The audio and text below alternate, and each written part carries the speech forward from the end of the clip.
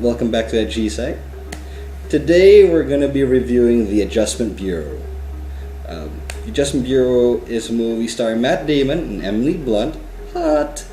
And story is based on a Philip K. Dick story called The Adjustment Team. It is basically about a senator who falls in love with this girl. No, congressman running for something. Oh yeah, okay, all right, okay, yeah, and they fall in love, but it turns out there's a secret organization that controls our destiny. Ooh. and basically that's the story, and how Matt Damon and Emily Blunt try and defy this so-called destiny. That's the main story here.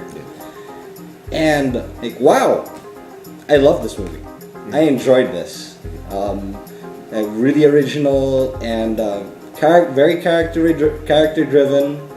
Minimal special effects. Yeah. But yeah, and it's good editing. Yeah, really good splicing and yeah. editing. That's what they used instead of massive special effects. Right. It's what you call a sci-fi romantic thriller.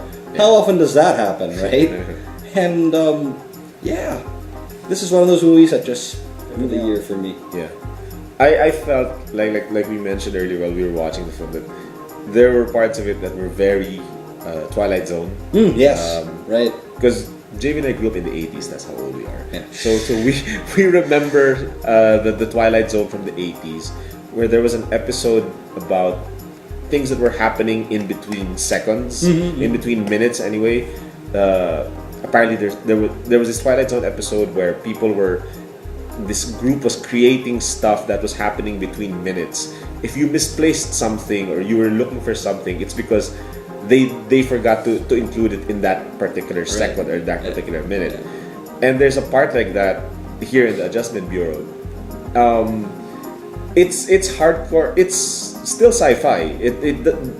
This proves that sci-fi doesn't necessarily have to follow having major special effects. Yeah. All it has to be is really good plot, good premise.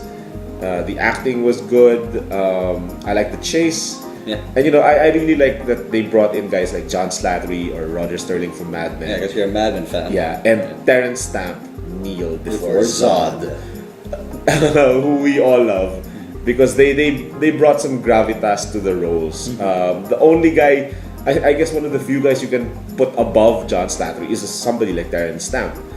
And of course, there's that underpinning of some religious thing. Yeah, but it was there. They never mentioned it clearly, but you feel it there, and it's kind of surprising that in a sci-fi movie there's that kind of effect. Although, if you notice, I kept thinking of The Matrix, especially the sequels. It's like with the doorways, between the doors, and even like the references to the architect. Yeah. Here it was the chairman. Yeah. So I mean, there's shades of that here. Yeah. That's just not as boring. Yeah.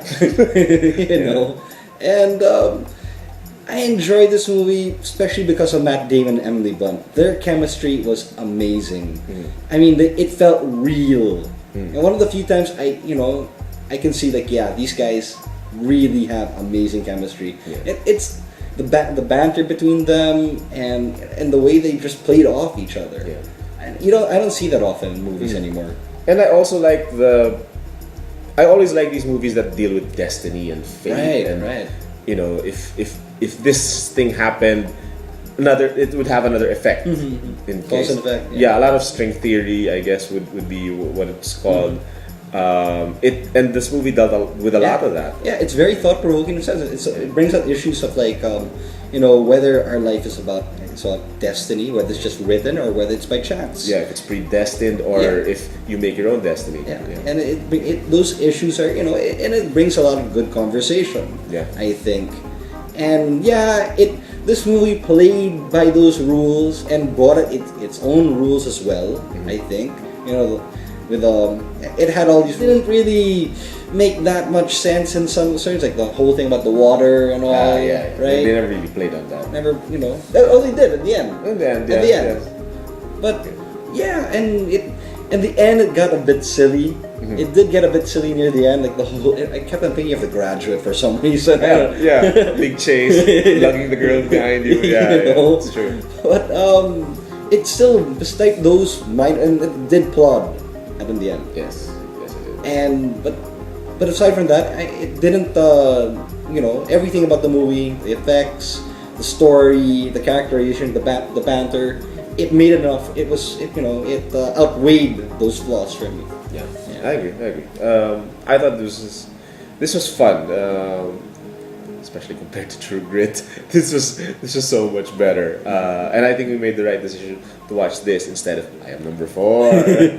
Screw that. Yeah. So yeah, I'm gonna give this. Right now, I'm gonna give this 4.5 stars. I will give this 4. Yeah. So there. So tune in. We'll have hopefully a longer and extended edition of this episode. Well, where are gonna banter more about it and ramble a little more. So tune in for that. Yep. Okay.